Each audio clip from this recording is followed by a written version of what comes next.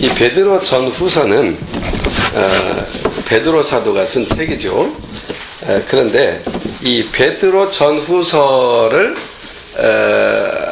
한 명사 한 단어로 딱 이렇게 정리해라 그러면은 어떤 단어를 딱 잡을 수 있냐면 소망이라는 단어를 잡을 수가 있어요. 그래서 베드로 전후서는 다른 사도들의 서신에 비해서 이 소망을 아주 많이 강조해요. 그런 데는 이유가 있습니다.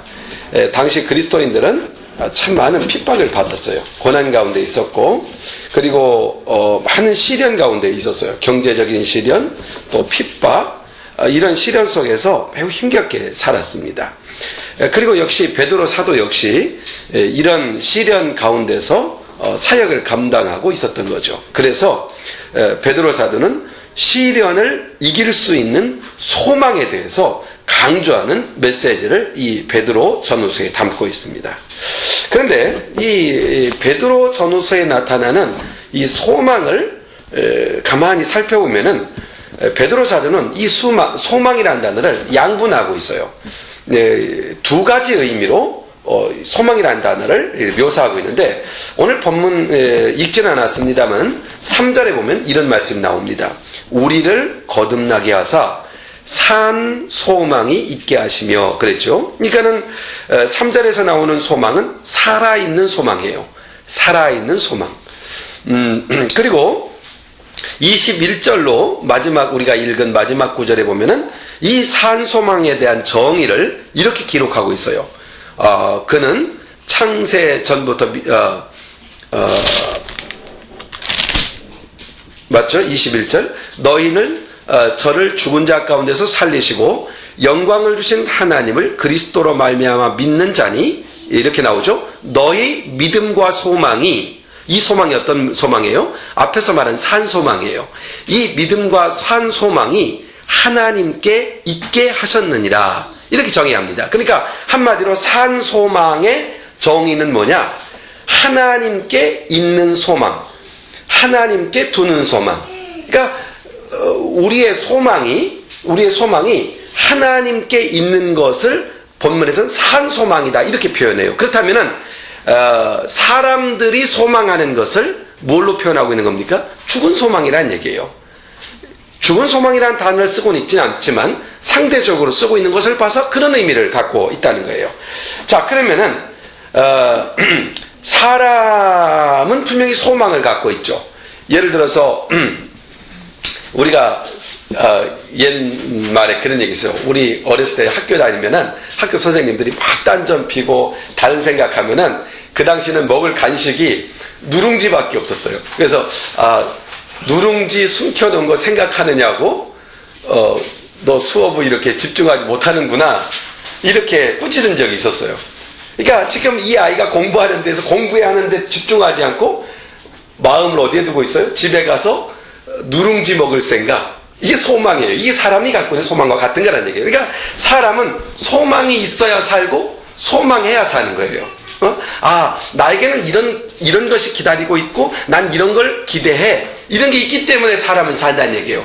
그 소망의 요소들이 사람들에게 뭐냐면은 대개는 돈이나 또는 건강한 아름다움이나 또는 어떤 그 결혼해서 자녀를 낳은 그 부부들은 자녀들에게 소망을 두기도 해요. 지나치게 자녀에게 집중하기도 하고, 또 어떤 경우는 어떤 내가 인생에서 달성해야 될 어떤 목표점을 정하고 그 목표점이 바로 인생의 소망이기도 해요.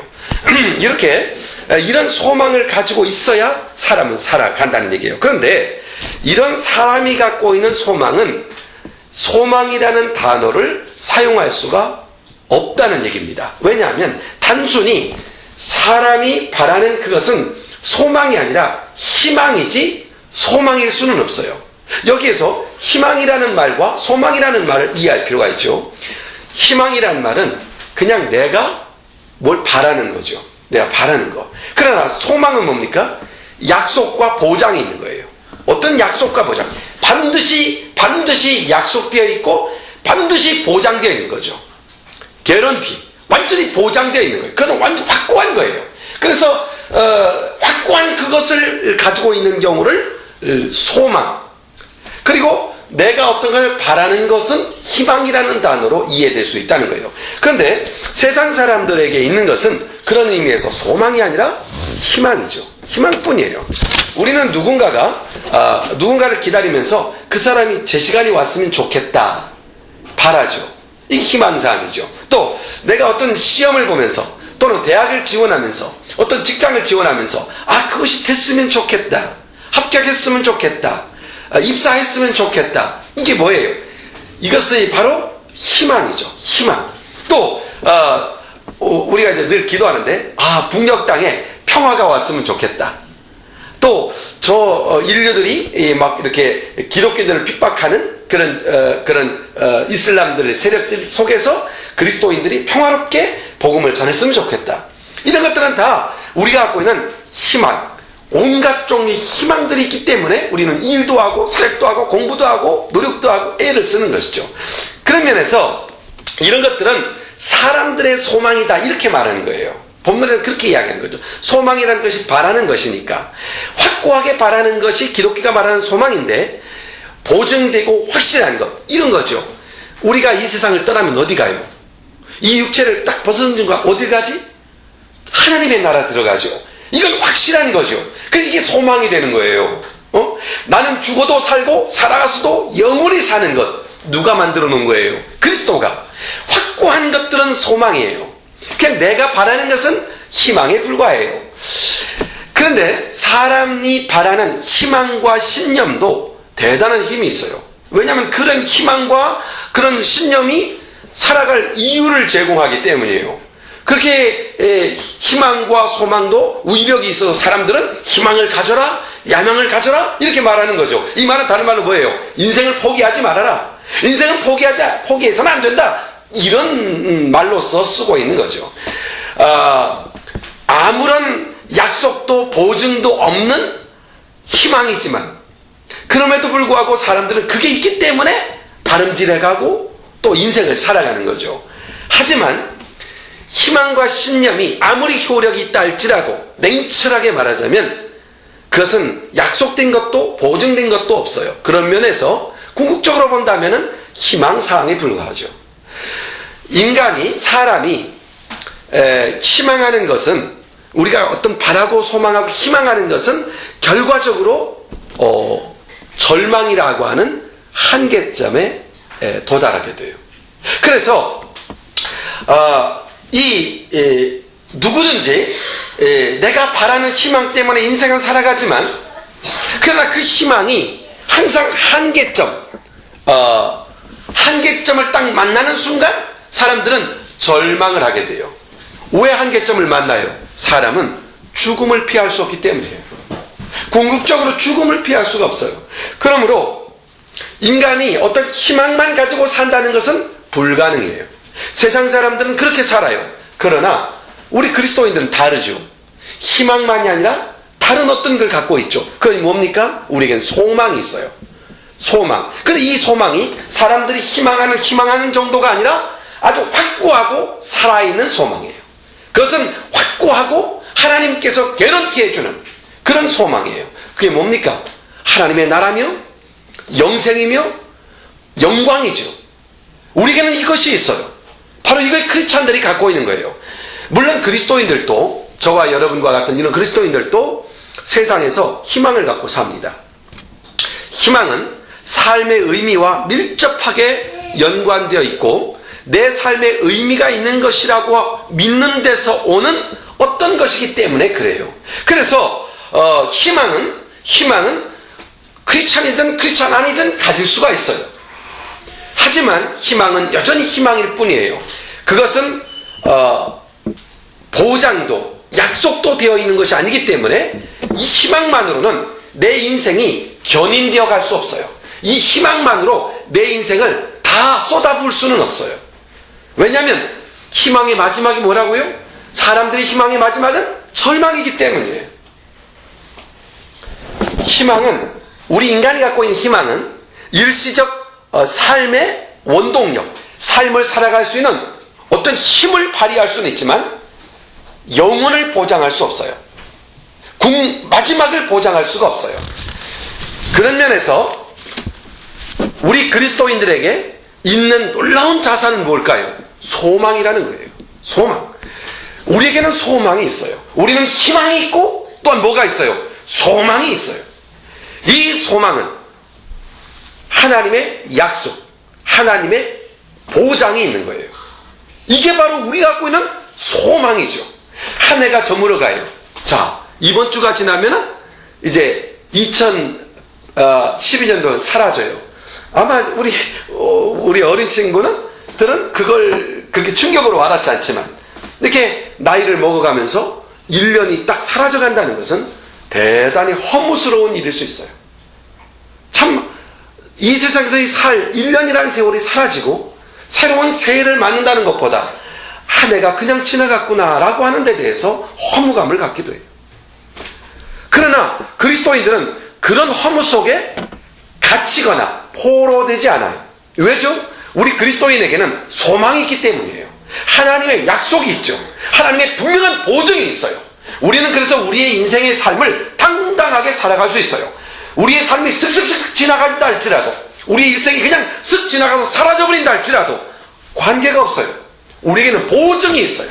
우리의 인생은 결코 헛되지가 않아요. 약속과 보증이 있는 소망의 사람, 이게 누굽니까? 우리들이죠. 그래서 사도 바울은 고난과 시련을 겪고 있는 많은 성도들에게 편지를 쓰면서 우리에게는 산 소망이 있다. 어떤 것도 무너뜨릴 수 없는, 시련도 고난도 억압도 결코 쓰러뜨릴 수 없는 살아있는 소망을 가지고 있다. 이것을 분명하게 증거하고 있는 것이죠. 바로 이 소망, 이 산 소망이 기독교가 다른 종교와 다른 점입니다. 차이점입니다. 세상 모든 종교는 한결같이 무엇을 주는지 알아요? 사람에게 희망을 제공합니다. 뭔가 희망을 줍니다. 그러나 기독교 신앙은 희망을만 아니라 소망을 준다는 거예요. 그래서 절대자의 약속과 보증이 있는 이 소망, 이 확신, 그게 뭡니까? 영생, 하나님의 나라, 승리, 우리의 인생이 결코 무의미하지 않은 것, 우리의 인생을 목적한 곳에 도달하도록 하시는 이 하나님의 놀라운 언약, 이것이 바로 우리의 소망으로 주어진 것이죠. 이게 바로 기독교 신앙의 확고한 신앙의 기초인 것이죠. 베드로전서 1장 24절, 우리가 읽지 않은 구절입니다만 이런 말씀이 나옵니다. 모든 육체는 풀과 같고 모든 영광이 풀의 꽃과 같으니 풀은 마르고 꽃은 떨어지되. 한마디로 뭡니까? 사람이 육체로 자랑하는 것들, 우리가 육신을 갖고 자랑하고 나설 수 있는 것들은 우리들의 열망, 우리들의 노력, 우리들의 어떤 성과, 우리들의 어떤 결과는 풀처럼 꽃처럼 시들어버린다는 얘기예요. 아무리 우리가 영광의 박수를 팍 받는 열망의 자리에 있다 할지라도 그것은 순간 지나가는 순간에 불과하고 다 떨어지는 꽃, 시들어버리지는 풀과 같이 사라져버리는 허무한 존재라는 것이죠. 그래서 사람이 희망하는 것 가지고는 인생을 견인해 갈 수가 없어요. 인생을 살아갈 수가 없다는 거예요. 그러나 하나님께 소망을 두고 하나님의 뜻을 중심에 두고 사는 사람은 언제나 생생하며 살아있으며 그리고 아름다울 수밖에 없다는 거예요. 왜냐하면 그걸 누가 개런티해 줍니까? 그리스도께서, 하나님께서. 미국의 역대 대통령 가운데 최고로 존경받는 대통령, 그러면 대부분의 미국 사람들이나 세계인들이 누구를 꼽냐면 링컨을 꼽습니다. 아브라함 링컨. 이 사람은 소년 시절에 너무너무 가난했죠. 그 히스토리 알죠? 링컨의 히스토리 알아요? 링컨의 어렸을 때 얘기 들어봤죠? 전기 읽어봤죠?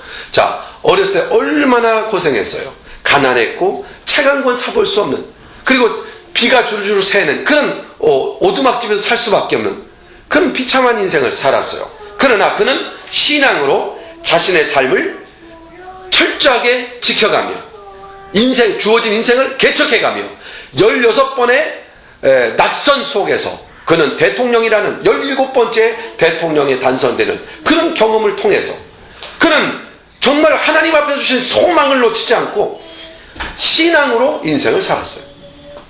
그는 가장 그가 갖고 있었던 신앙적 가치관 중에 하나는 사람에게 기본적 권리, 그것은 자유다. 사람에게는 절대로 누구에게나 차별이 없이 자유와 존귀함을 누릴 수 있는 특권을 하나님이 허락해 주셨다. 그러므로 사람이 사람을 차별할 수는 없다. 그래서 그는 흑인 노예 해방을 위해서 전쟁까지 치르면서 하나님 앞에서 가진 소신, 그 소신을 굽히지 않고 다름질쳐가죠. 때로는 절망의 요소들이 많았어요. 그러나 링컨은 굴하지 않았어요. 왜냐하면 하나님께서는 영원하신 분이고 하나님은 변하지 않는 분이기 때문에 내가 연약해서 쓰러질지라도 하나님의 뜻, 하나님의 소망은 영원하기 때문에 그는 전쟁을 치르면서까지 전진했고 도전했고 그리고 개척했고 그리고 그는 사람은 누구나 차별받지 않고 살도록 하나님이 지으셨다고 하는 이 놀라운 명제를 선포한 위대한 왕으로, 위대한 지도자요 대통령으로 역사에 기리고 있죠. 우리가 알고 있습니다. 그런데 또 한 명의 인물을 생각해 볼 필요가 있어요. 그 사람이 누구냐면 그분은 생존해 있는 미국 대통령이에요. 지미 카터라고 하는 사람이죠. 얼마 전에 TV에 보니까 벌써 백발이 상상하고 나이가 들 만큼 들으셨어요. 그런데 그분은 역사 속에서 아주 특별한 대통령이에요. 재임 시절보다 퇴임한 이후에 더 인기가 높고 더 존경을 받는 그런 대통령이 되었어요. 이 지미 카터 대통령이 가졌던 신앙의 관념 중에 하나는 철저한 예배 중심의 신앙이었어요. 그래서 백악관에 있으면서도 주일이면은 자기의 고향 드리던 예배, 자기의 본교에 가서 예배를 드릴 뿐만 아니라 자기가 맡은 주일학교 학생들을 대통령을 하면서도 반드시 가서 주일학교 아이들을 지도했어요. 이런 대통령. 그리고 그는 4년 대통령 임기를 마친 후에 재선을 도전하죠. 미국 대통령 한 번 더 재선 도전할 수 있잖아요. 도전했어요. 그런데 실패했어요. 대통령 재선에는 실패했어요. 실패하고 그가 몸담았던 곳은 헤비타트 운동의 사역을 하는 곳이었어요. 그건 집 없는 사람에게 집을 줘주는 일이죠. 그 일에 동참하면서 그가 이런 말을 했어요.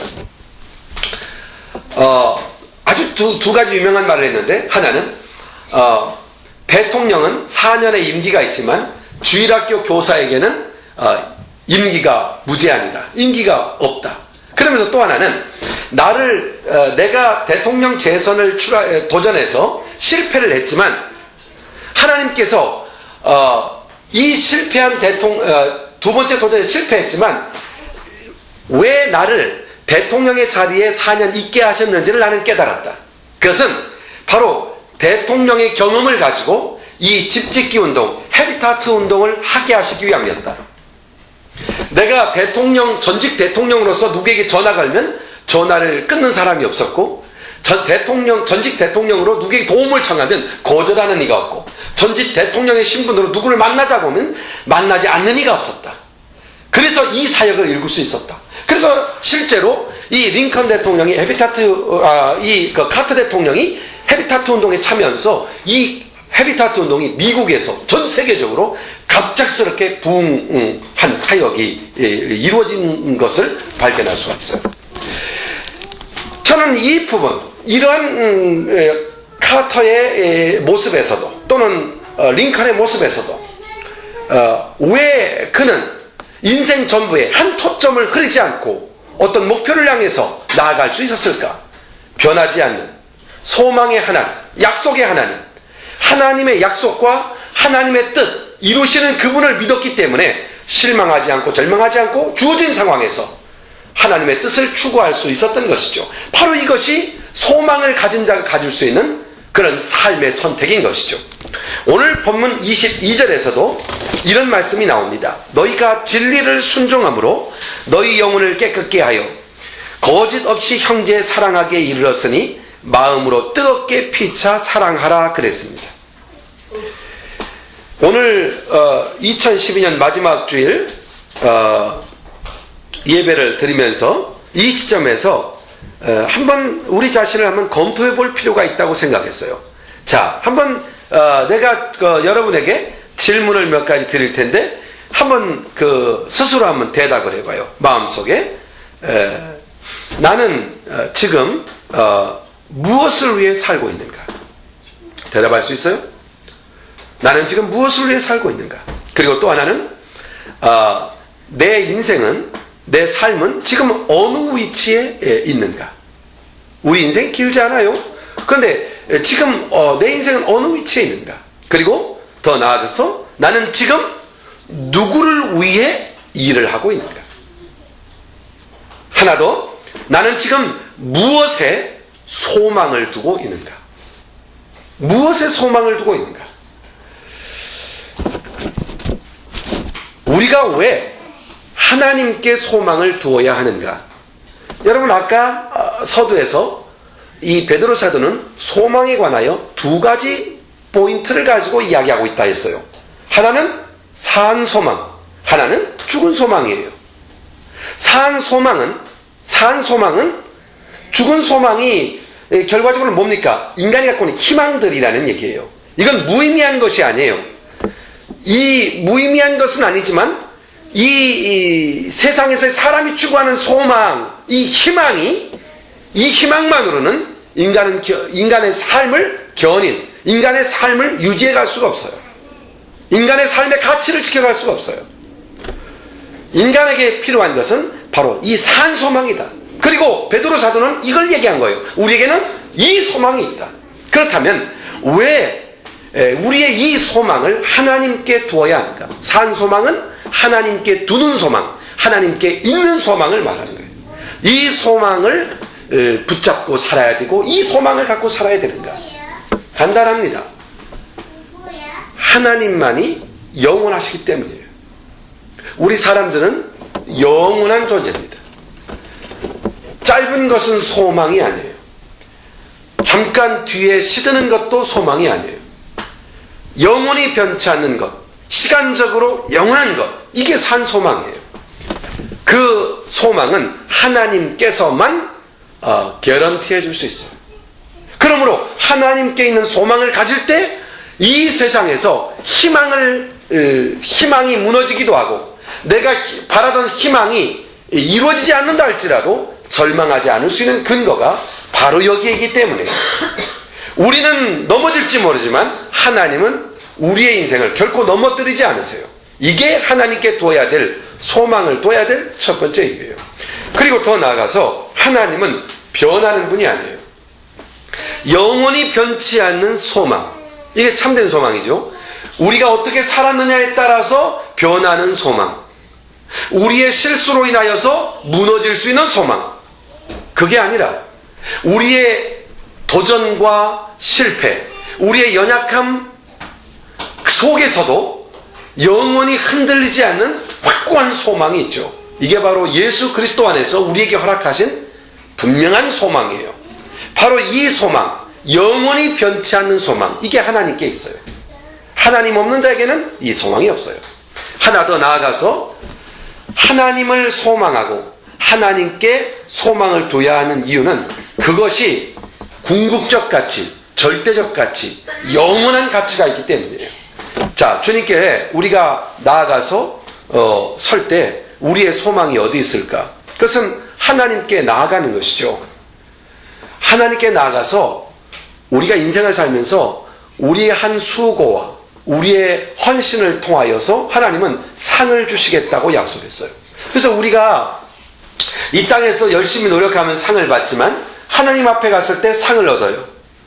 이 상의 가치는 영원한 가치예요. 그래서 하나님을 바라보고 우리가 시련과 어려움이 있을지라도 꿋꿋하게 그 걸음을 걸어 나아가는 것이에요. 그럴 수 있는 용기와 담력의 근거가 어디에 있어요? 하나님에게 소망을 두는 자가 갖는 것이죠. 바로 이것이 절대적 가치죠. 만약에 값을 계산하거나 어떤 정가표를 따라 살 수 있는 거라면 이것은 진정한 가치가 없는 거예요. 진정한 가치는 이런 것으로 살 수 없는 영원한 것, 무한한 가치, 이게 어디 있습니까? 주님께 있는 것이죠. 오늘 말씀을 정돈하면서 하나님께 두는 소망을 어떻게 지킬 것인가를 아울러 살펴봐야겠죠. 성경 오늘 본문에 이런 말씀이 나옵니다. 21절에 너희 믿음과 소망이 하나님께 있게 하셨느니라 그랬어요. 그러니까 소망은 믿음으로, 소망과 믿음은 뗄 수 없는 관계로 가치를 발휘한다는 얘기입니다. 다시 말하면 믿음이 있어야 소망을 바라보고 지킬 수 있다는 얘기입니다. 그래서 성경은 이런 말씀하죠. 믿음과 소망과 사랑은 영원히 항상 있을 것이다 그랬어요. 이건 분리될 수 없는 것이라는 얘기예요. 소망이 있다면 그 소망을 가치 있게 누리게 하는 것이 믿음이라는 것이죠. 믿음이나 소망이나 사랑은 냄새도 색깔도 없지만, 그러나 형이상학적이고 잡을 수 있고 그려낼 수는 없지만, 그러나 최고의 가치, 고상한 가치, 놀라운 가치를 발휘하는 원천이죠. 바로 그 믿음과 소망, 세상 것으로는 비교할 수 있는 이 믿음과 소망을 가지고 우리는 이 땅을 살아가는 겁니다. 내 소망이 무엇인가를 생각하고 내가 무엇을 소망하는지를 알고 그 소망을 붙잡는 것, 이게 뭡니까? 믿음이라는 거예요. 그러니까 소망은 믿음과 함께 가는 것이죠. 이 산 소망을 가지게 되면 어떤 상황에서도 흔들리지 않아요. 이 소망을 꽉 붙잡아야 흔들림이 없어요. 역사 속에서 이것을 증명하고 있어요. 로마의 대제국, 정말 강력한 제국이죠. 그러나 이 제국은 칼 한 자로 갖지 못한 기독교는 흥하고 있지만 이 제국은 사라져서 역사 속에 없어졌죠. 다시 말해서 진짜 산 소망이 있는 사람은 영원하고 희망뿐인 사람은 영원할 수 없다는 거예요. 그러므로 이 산 소망을 가지고 있는 것, 이게 얼마나 중요한 것인가. 한 해를 마무리하면서, 이 한 해를 접으면서 내게 이 산 소망이 있는가, 이걸 확인하는 것이 중요해요. 그리고 이 산 소망은 아주 불리한 자리에서도 승리를 가져옵니다. 한 가난한 집안에 태어난 그 형제가 있었어요. 근데 같은 환경에서 자란 두 사람이었지만 너무나도 다른 삶을 살아요. 한 형은 거리의 거지로 인생을 살게 되었고, 다른 그 동생은 박사학위를 받아서 대학 교수, 훌륭한 대학 교수가 되었어요. 한 기자가 이 두 사람의 기구한 인생을 보면서 어떻게 같은 환경 속에서 자란 아이들이 이렇게 다른 결과를 가져올 수 있을까? 그래서 연구하게 되었어요. 오랜 세월 연구하는 가운데 기자는 아주 특이한 하나를 발견했어요. 그게 뭐냐면은 그들이 살고 있는 집 한켠에 조그만 액자가 있었는데 그 액자에는 이런 글귀가 쓰여져 있었답니다. Dream is nowhere. 그러니까 꿈은 어디에도 없다. 이게 액자가 왜 벽에 걸려 있었는지는 설명하고 있잖아. 잘 모르겠어요. 아마 그 아버지나 엄마가 대단한 인생의 실망을 겪으면서 비관적인 그런 인물이 아니었겠나 하는 생각이 들어요. 꿈이 없다. Dream is nowhere. 꿈은 어디에도 없다. 그래서 기자가 형제에게 찾아가서 물었답니다. 혹시 자라오면서 이런 액자를 본 적 있나요? 이렇게 물었어요. 그때 형이 먼저 대답해요. 제가 그걸 봤죠. 저는 늘 출입하면서 그 글귀를 봤습니다. Dream is nowhere. 꿈은 어디에도 없구나. 20년 넘게 그 집에 걸려있던 액자였습니다. 이렇게 대답해요. 그리고 그는 지금 거지예요. 근데 동생을 인터뷰하면서 동생에게서 똑같은 질문을 하죠. 자라오면서 집 한켠에 걸려있던 그 액자를 본 적이 있습니까? 그러니까 이 사람도 동생도 이야기합니다. 예, 그런 액자를 본 적이 있습니다. 근데 저는 그 액자를 보면서 오히려 새로운 것을 발견했습니다. 그것은 뭐냐면 이 글귀는 아마 아버지께서 또는 엄마께서 띄어쓰기를 잘못한 것이구나라고 이해를 했다는 거예요. 그래서 스스로 해석하기를 Dream is now here. 띄어쓰기. 자기는 그렇게 해석했다는 거예요. 여러분, 소망이 있는 사람은 세상을 소망으로 바라보지만 이 영원한 소망이 없는 사람은 조그만 절망에도 낙담하고 쓰러지는 거예요. 그는 말하기를 내가 하나님께서 자기를 이 세상에 주셨으면 분명히 어떤 소망을 가지고 두지 않았겠는가, 이렇게 생각했다는 거예요. 이제 한 해를 돌아보면서 또는 앞으로 살아갈 그 소망을 꿈꿔야 될 새로운 그런 그 새해를 보면서 얼마나 내가 산 소망을 가진 사람인가라고 하는 확신 속에 있는가, 이걸 점검해야 되겠어요. 그리고 나는 산 소망을 가진 사람으로 영원한 소망, 하나님의 나라의 영원함을 가진 그런 존재로 여기에 있게 하셨는데, 그러면 그런 있게 하신 삶을 살아갈 때 내가 어떻게 이 세상을 보고 살아갈 것인가, 이 세상을 어떤 가치로 볼 것인가, 소망의 눈으로 바라볼 수 있는 것인가, 어떤 눈으로 바라볼 것인가. 하나님이 영원한 소망을 가진 사람으로 이 땅에 두게 하셨다면 나는 주어진 인생 속, 주어진 삶에서 어떤 가치를 가지고, 어떤 사고를 가지고 이 땅을 살아갈 것인가, 오늘 그 마음을 결정해야 돼요. 어떤 아들이 사업을 하다가 크게 실패를 했어요.